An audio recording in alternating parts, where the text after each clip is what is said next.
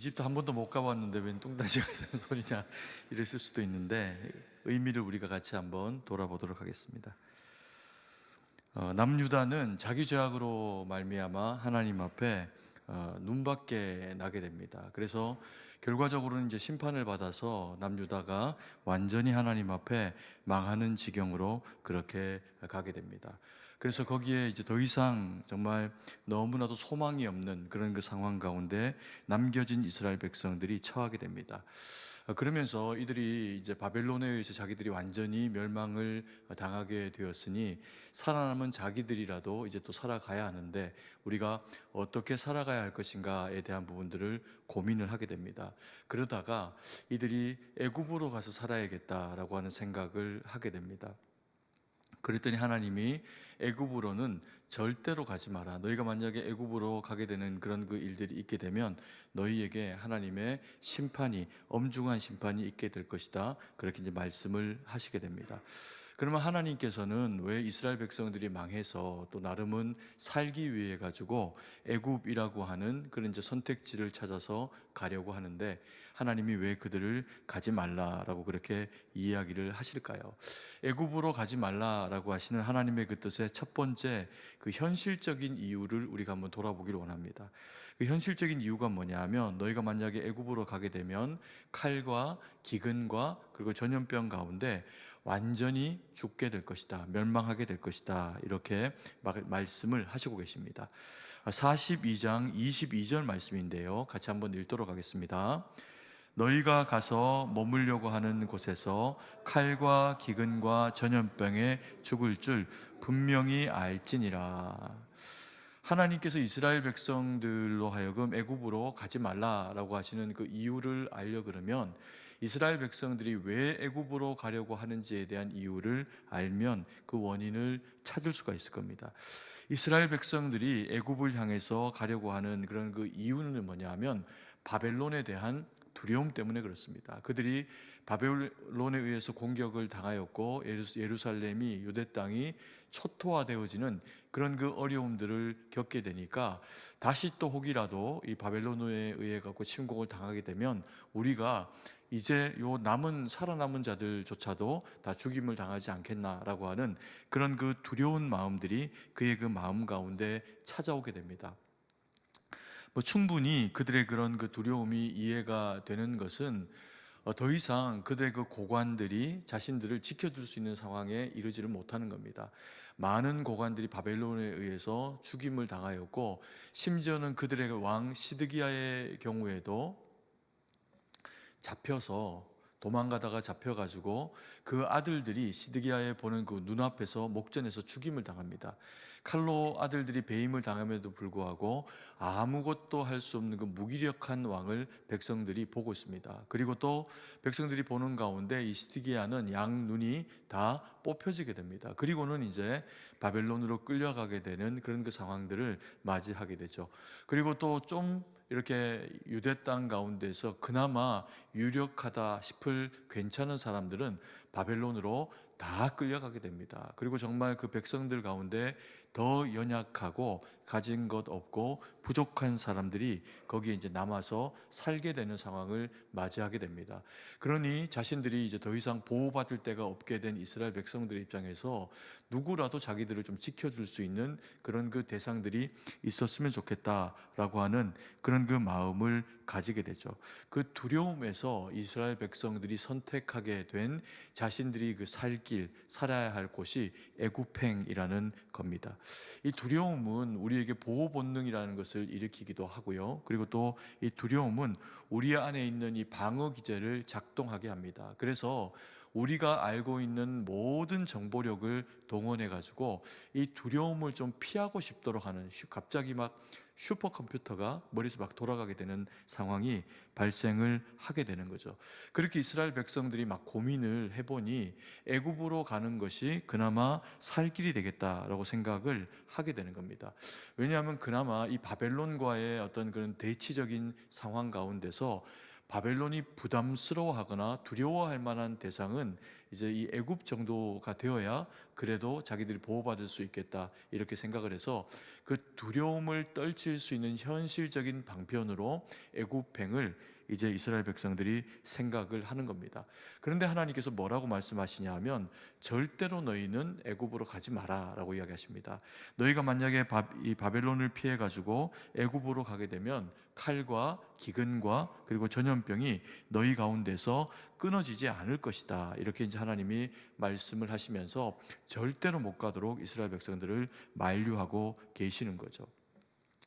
이스라엘 백성들이 이런 어떤 그 바벨론을 피해 가지고 애굽으로 가려고 했던 그런 그 이유, 그 두려움을 떨치기 위한 이유는 현실적으로 바벨론이 이 애굽 정도가 되면 그래도 좀 부담스러워할 만한 그런 그 대상입니다.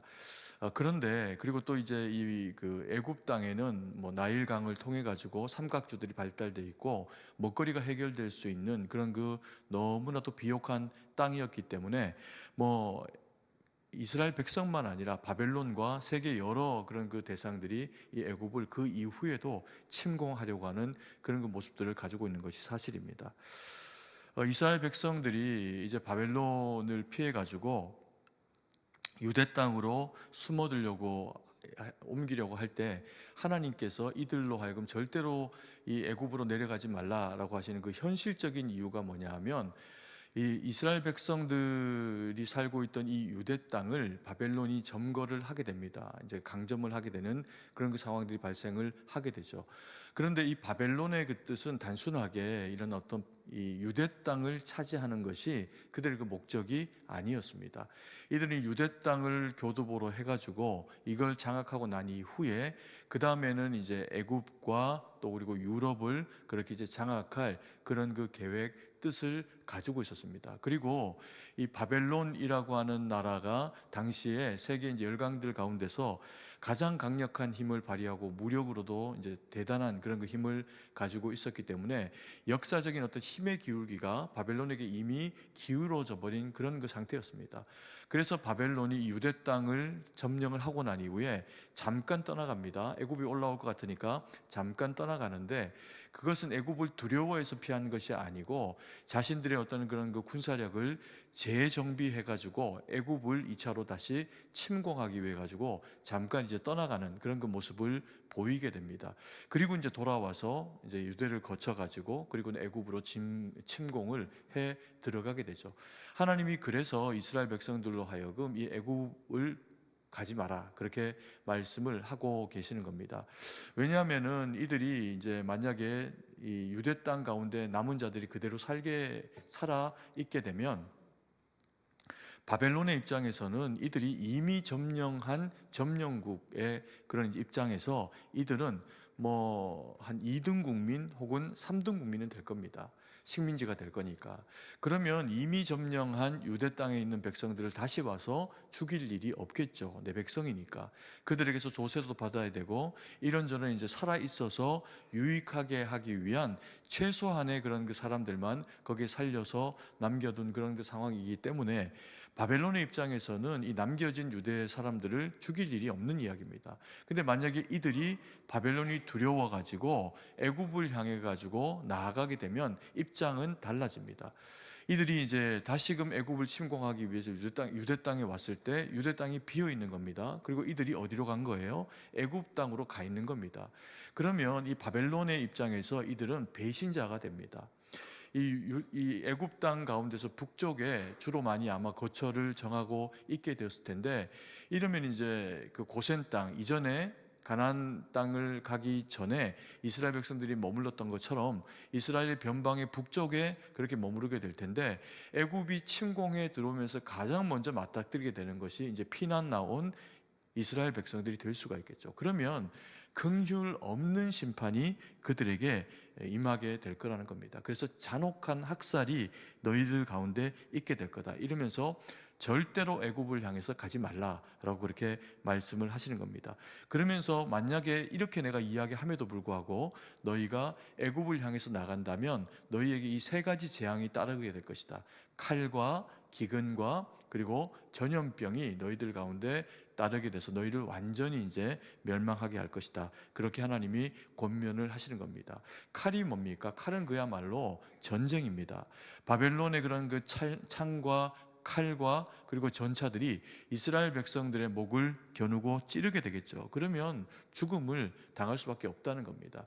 이들이 또 하나 이제 피하게 된 것은 먹고 사는 문제가 해결되는 애굽 비옥한 땅을 이들이 선택을 하게 됐는데, 애굽이 만약에 전쟁터로 휘몰리게 되면 만약에 이 바벨론의 칼을 어떻게 요행히 피했다고 칩니다.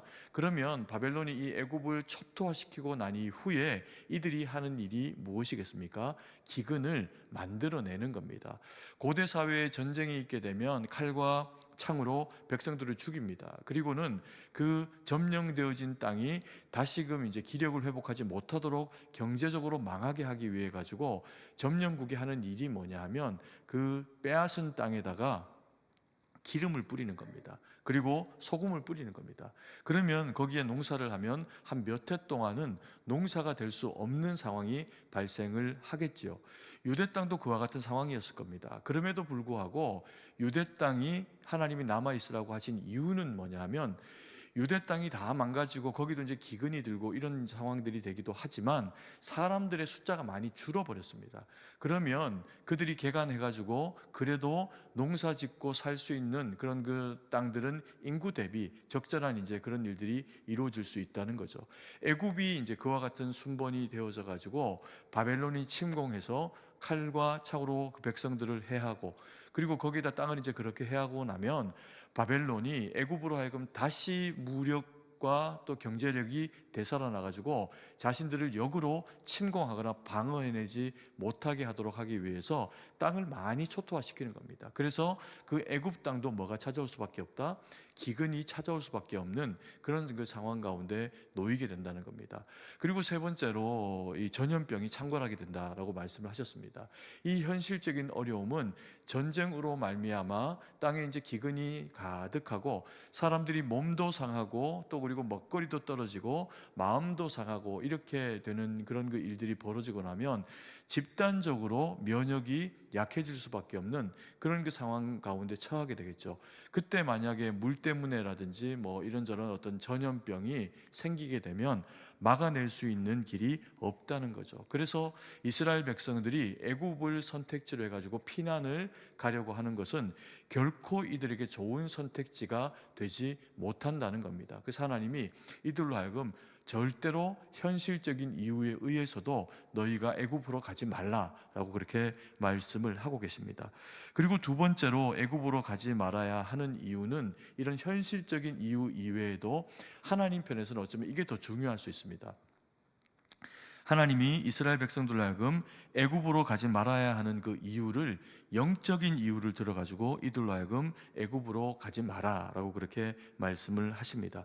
이게 다른 표현으로 하면 애굽으로 다시 종되지 말라라고 하는 그런 이제 이야기가 될 수가 있습니다.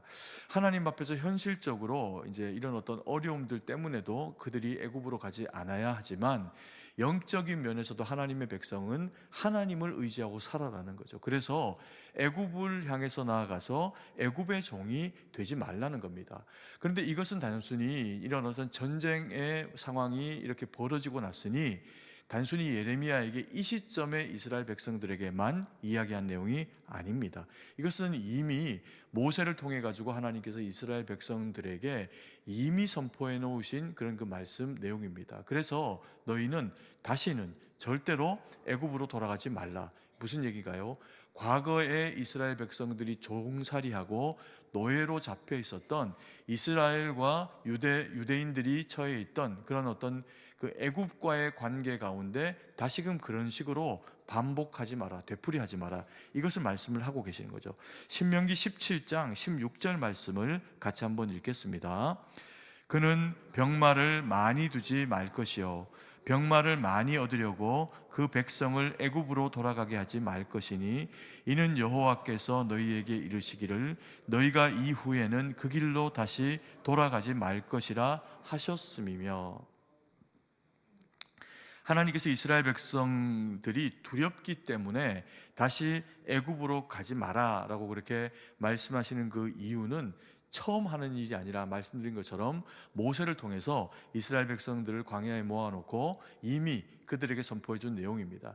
모세가 이스라엘 백성들에게 이르기를 장차 그들이 가나안 땅에 이제 곧 들어가게 될 터인데 그러고 나면 거기서 살면서 왕을 세우게 될 거라는 겁니다. 근데 그 왕을 세우고 나서는 백성들이 더 부강한 나라를 원하기 때문에 결국에는 병거도 그리고 또 병마도 많이 두려워하는 그런 그 일들이 있게 될 것이라는 거죠. 그러면 결국에는 이것을 얻을 수 있는 곳이 이들이 알고 있는 곳은 어디입니까? 애굽이라는 겁니다. 그래서 애굽에 가가지고 병마를 얻기 위해 가지고 백성들을 보내게 될 것이다. 그런데 그것을 절대로 하지 마라. 하나님이 그들에게 이야기를 하시면서 너희가 이후에는 그 길로 어떻게 하라? 다시 돌아가지 말아라 라고 그렇게 말씀을 하고 계시는 겁니다. 하나님이 싫어하시는 게 뭐냐면 하나님은 이스라엘 백성들을 하나님의 신민으로 노예 상태에서 끌어올리셨습니다. 그리고 나서 하나님의 신민답게 광야를 거쳐서 그리고 가나안 땅에 살게 하셨는데 이들이 먹고 살기 좀 어렵고 힘들다고 해가지고 다시 애굽행을 결정한다라고 하는 것은 애굽에 종살이 하러 가겠다는 겁니다. 하나님의 백성이 아니라 애굽의 백성으로 그런 이제 종살이 하기 위해서 다시 들어가겠다는 거죠. 그래서 하나님께서 이것을 엄히 단속하시면서 이스라엘 백성으로 하여금 절대로 들어가지 말라는 겁니다. 이사야를 통해서도 이렇게 하나님이 권면하셨습니다. 이사야 31장 1절 말씀을 같이 한번 읽겠습니다. 도움을 구하러 애굽으로 내려가는 자들은 화 있을진저 그들은 말을 의지하며 병거의 많음과 마병의 신임이 강함을 의지하고 이스라엘의 거룩한 일을 앙모하지 아니하며 여호와를 구하지 아니하나니. 읽지는 않았지만 그 다음번에 2절 3절의 이야기도 뭐냐 하면 그럼에도 불구하고 너희가 내려가게 된다면 완전히 망하게 될 것이다 라고 하는 이야기를 하나님께서 이사야를 통해 가지고도 이스라엘 백성들에게 선포하신 바가 있습니다. 이스라엘 백성들이 조금만 힘들고 어려우면 그들의 그 선택지, 가장 쉬운 그런 그 선택지가 어디였냐면 애굽이었다는 거죠. 왜냐하면 그들의 조상들이 여기를 경험한 적이 있고 그래서 애굽에 가면 어떤 상황들이 펼쳐지게 될 것인지에 대해서 예상 가능한 그런 그 땅이었기 때문에 그렇습니다. 그런데 문제는 뭐냐 하면 하나님께서 이것을 싫어하신다는 거죠.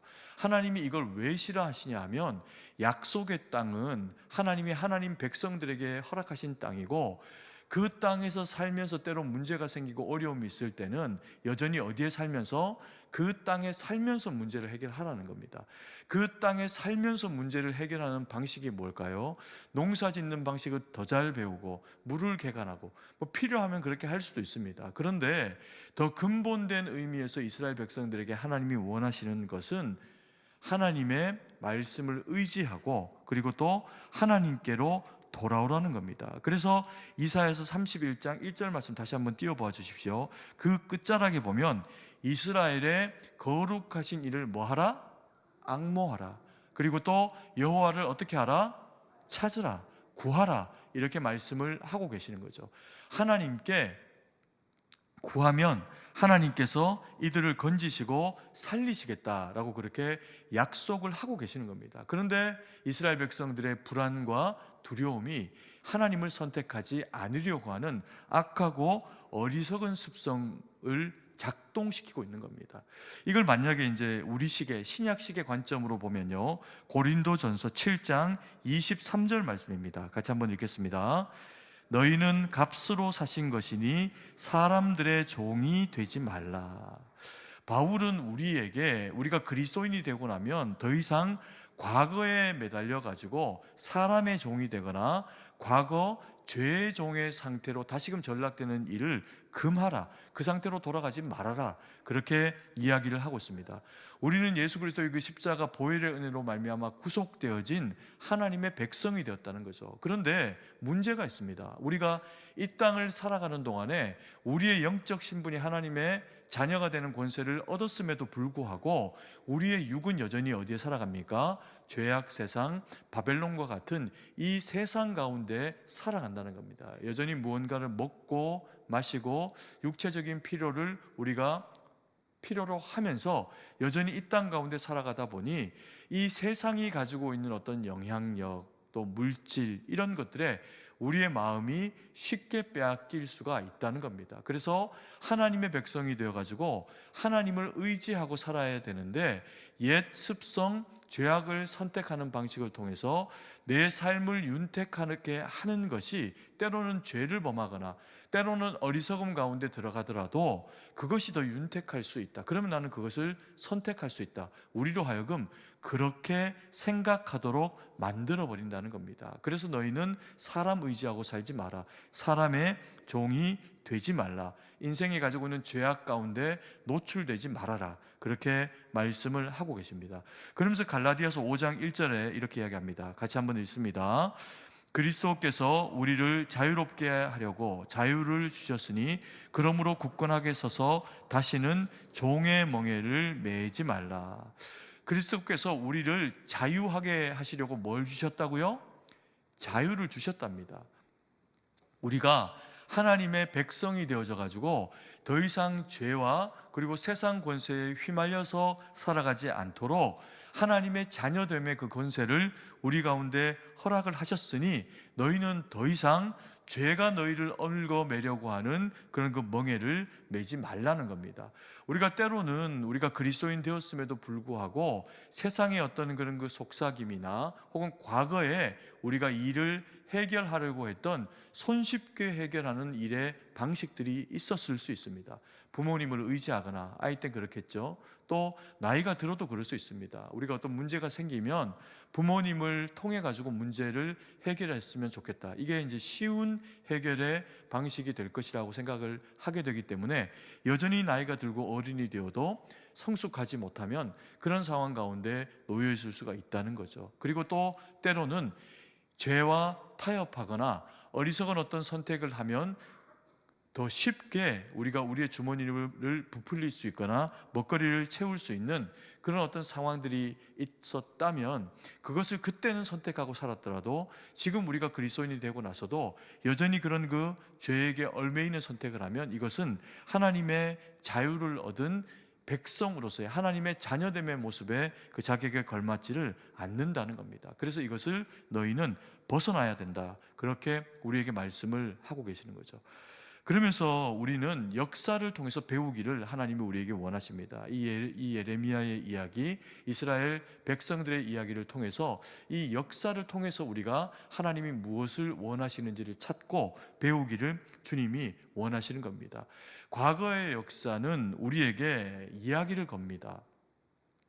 아무 말 하지 않고 과거는 지나간 것이니 끝난 것이 아니라 과거의 어떤 불행, 힘겨웠던 역사 이런 것들은 기록을 통해서 남겨지면서 혹은 구전하여져서 그 다음 세대 자녀들에게 가르침이 됩니다. 그래서 이것을 지혜라고 그렇게 표현할 수 있는데 역사는 어리석음이 반복되어지지 않기를 원하는 지혜로 우리에게 설득하는 그런 그 이야기입니다. 그래서 우리가 과거에 어떤 일을 겪었거나 우리가 만약에 병이 걸렸거나 혹은 아픔을 경험했거나 혹은 어릴 때 우리가 불에 데이거나 또 날카로운 것에 베이거나 이렇게 하면 몸에 이제 흉이 들게 되죠. 흉터가 남게 됩니다. 근데 이 흉터는 이후에 그것 때문에 아프지는 않습니다.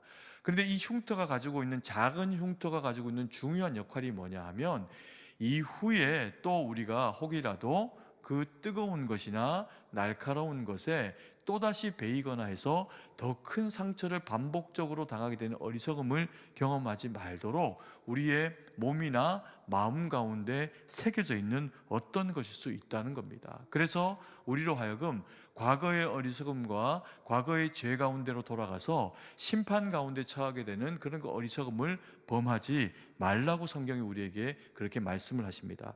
예수님께서는 요한복음 5장의 베데스다 연못에서 38년 된 병자를 만나십니다. 그리고 그를 고쳐주시는 장면이 나옵니다.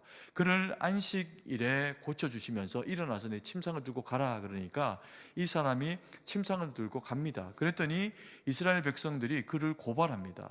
이게 침상을 들고 가니까 일이라는 거죠. 그랬더니 나를 고쳐주시는 분이 들고 가라 그래서 갔다는 겁니다. 그리고 보니까 예수님은 그 자리를 떠나시고 안 계십니다.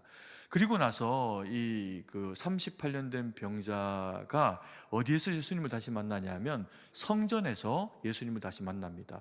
그랬더니 그 당시에 예수님께서 해주고 싶었으나 해주지 않으셨던 말씀을 다시 만나고 난 이후에 그 38년 된 병자에게 이야기를 해주십니다. 요한복음 5장 14절 말씀인데요, 같이 한번 읽습니다. 그 후에 예수께서 성전에서 그 사람을 만나 이르시되 보라, 내가 나았으니 더 심한 것이 생기지 않게 다시는 죄를 범하지 말라 하시니. 내가 나았으니 더 심한 것이 생기지 않도록 다시는 뭐 하지 마라? 화면 한번 띄워봐 주십시오. 내가 나았으니 더 심한 것이 생기지 않도록 다시는 뭐 하지 말라? 죄를 범하지 말라, 이렇게 이야기를 하십니다.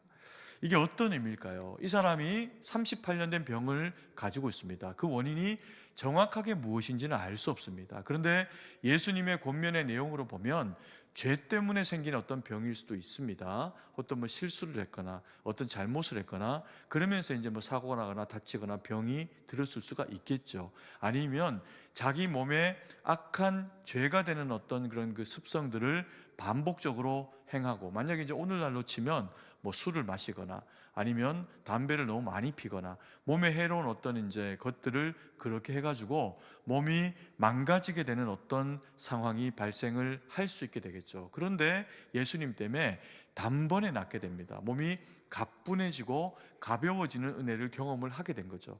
그러면 이 사람이 그 이후에는 다시 그와 같은 죄와 어리석음을 반복하지 않아야 하는데, 사람이 가지고 있는 연약함과 어리석음이라고 하는 것이 내가 이제 괜찮아졌으니 다시 어떻게 해요?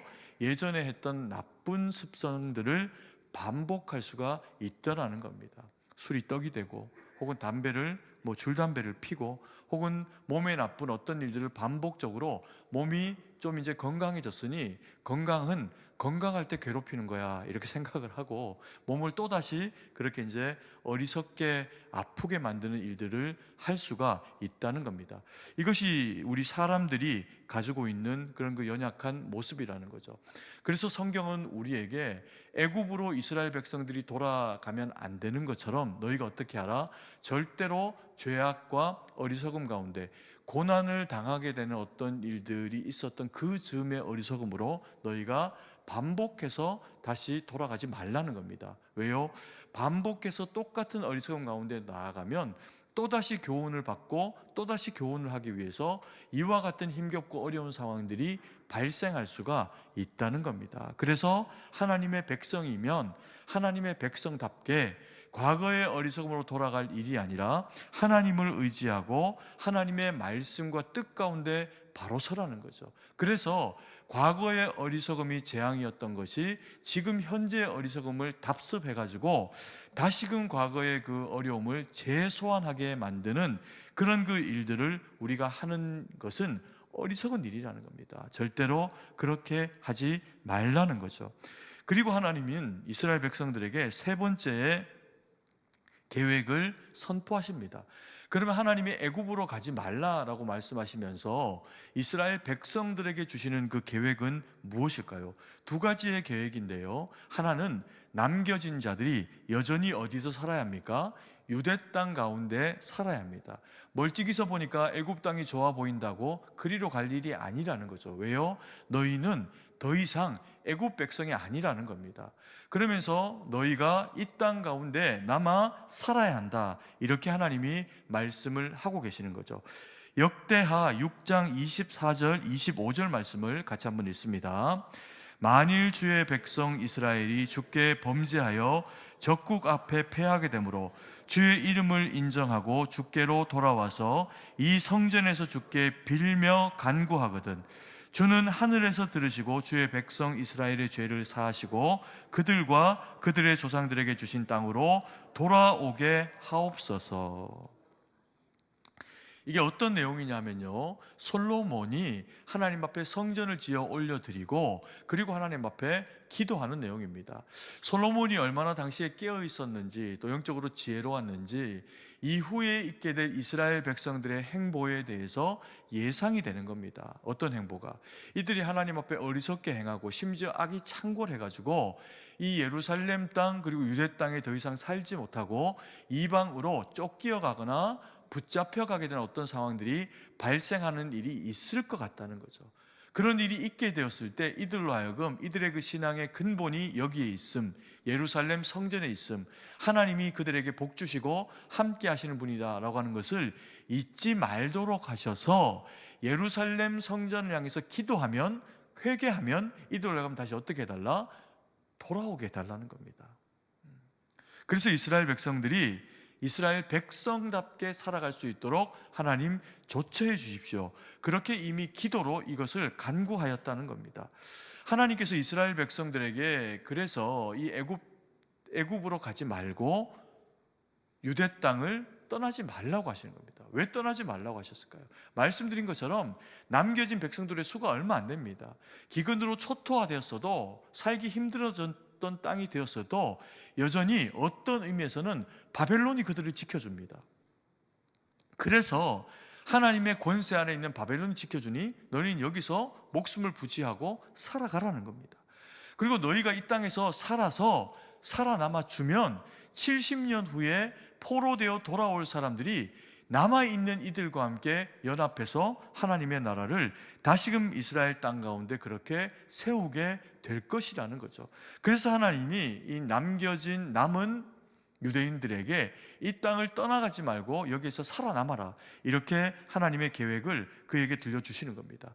그러면 우리가 좀 이상하지 않습니까? 그러면 애굽으로 살기 위해서 피난 가는 것은 안 되고 바벨론으로 포로로 끌려가는 것은 괜찮단 말인가? 괜찮다는 겁니다. 하나님의 계획이라는 거예요. 애굽으로 끌려가는 것, 애굽으로 내려가는 것은 너희가 더 이상 하나님을 의지하지 않기로 결정하고 애굽의 파라오를 다시 군주로 모시고 애굽에 있는 수많은 이방 신들을 너희가 주로 모시고 살아가게 되는 어리석음 가운데 처하게 될 거라는 겁니다. 그래서 이건 하나님이 절대로 원하시지 않는다는 거예요. 과거로 돌아가지 말라고 하는 겁니다. 그러면 바벨론으로는 왜 끌려가게 하실까요?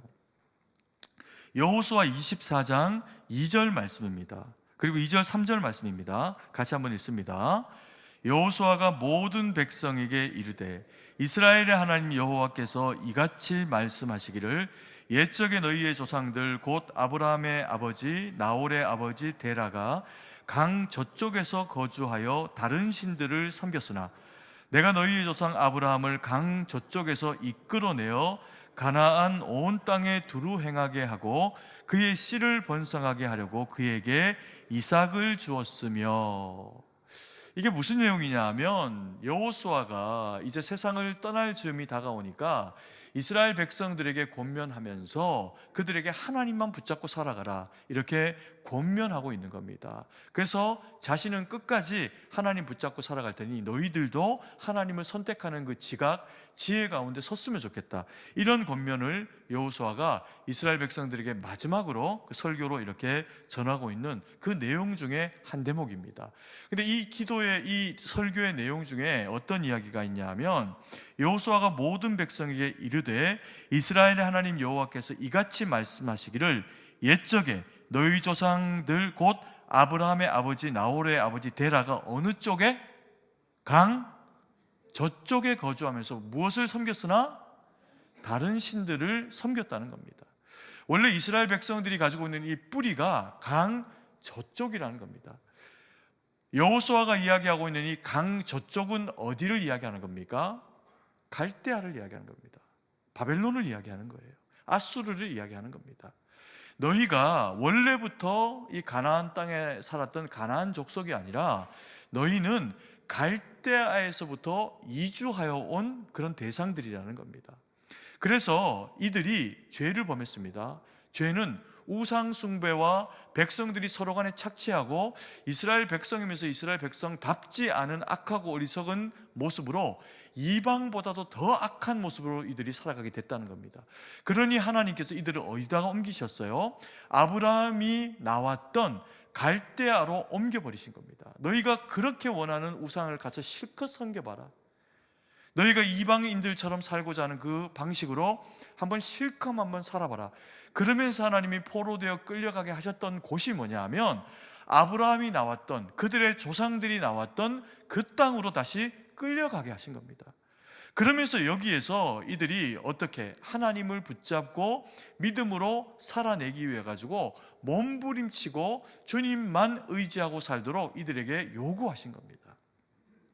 살아남아라.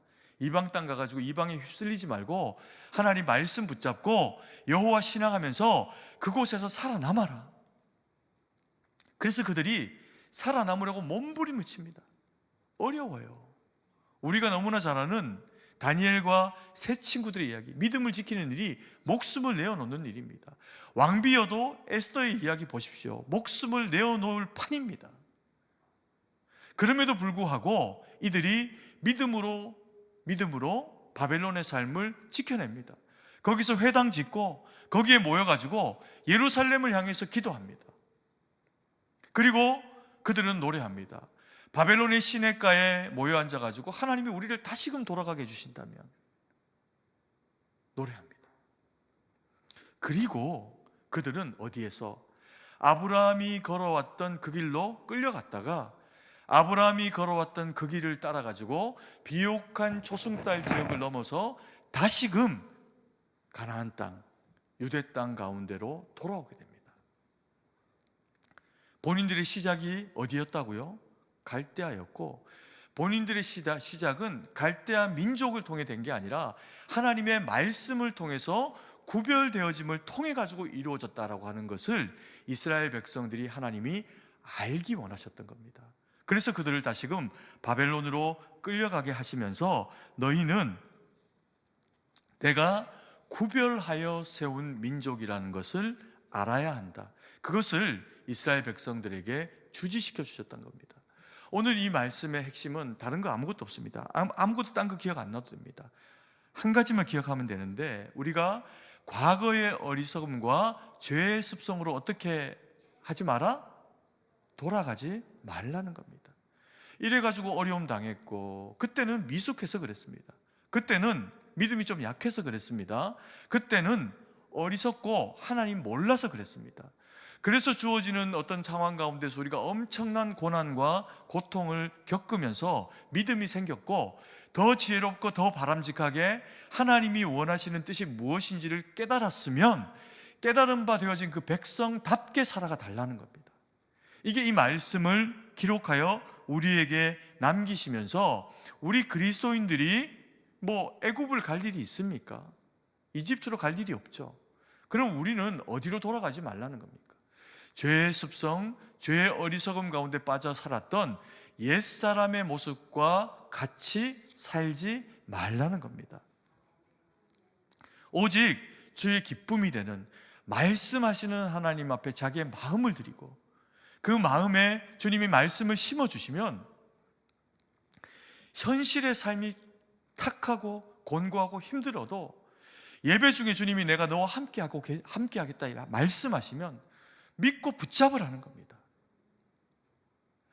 내가 다른 거 다 내려놓고 지금 당장 이게 눈에 좀 마음에 안 들고 내가 생각하는 것처럼 일이 안 펼쳐지고 그런 상황들이 우리에게 반복적으로 이루어질 수 있어도 제발 옛사람이 선택했던 그 어리석음과 악으로 말미암는 선택 가운데 나가지 말라는 겁니다.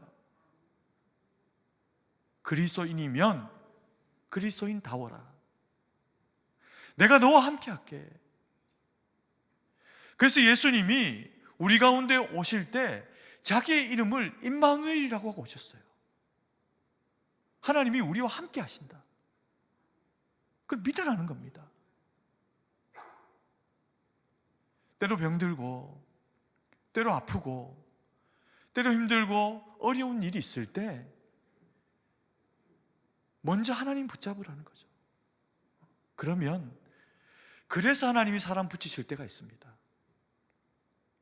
그래서 하나님이 길을 여실 때가 있습니다. 그건 주님의 방법이에요. 그런데 조금만 어려워지고 조금만 먼저 문제가 찾아오면 옛 습성에 우리의 못된 마음들이 올라오고 악이 올라오고 악한 선택을 하고 하나님이 원치 않는 방식으로 일을 처리하려고 하고 그럴 수 있다는 겁니다. 우리가 그때 어떻게 하라? 두려워하지 마라. 내가 너와 함께 합니다. 놀라지 마라. 내가 너의 무엇 됨이다? 하나님 됩니다. 내가 나의 의로운 오른손으로 너를 붙들리라.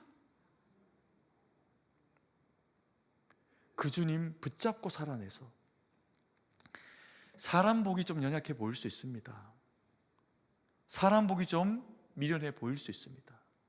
그럼에도 불구하고 하나님 약속하셨어요. 우리가 말씀이 육신이 되어 오신 주님 붙잡고 기도하며 살아내면 하나님은 우리와 함께 하십니다. 그 주님 붙잡고 하나님 영광 돌림으로 주의 기쁨이 되어드리는 우리 모두가 되기를 간절히 소망합니다. 사랑의 아버지 하나님, 은혜와 사랑을 감사드립니다. 오늘도 생명의 말씀 저희 가운데 허락하셔서 아버지 하나님, 우리 죄의 본성을 이기고 과거의 옛사람을 이기고 오직 주님이 기뻐하시는 새 사람을 입고 성령의 사람, 기도의 사람으로 말씀 붙잡고 살아내게 하시니 감사드립니다.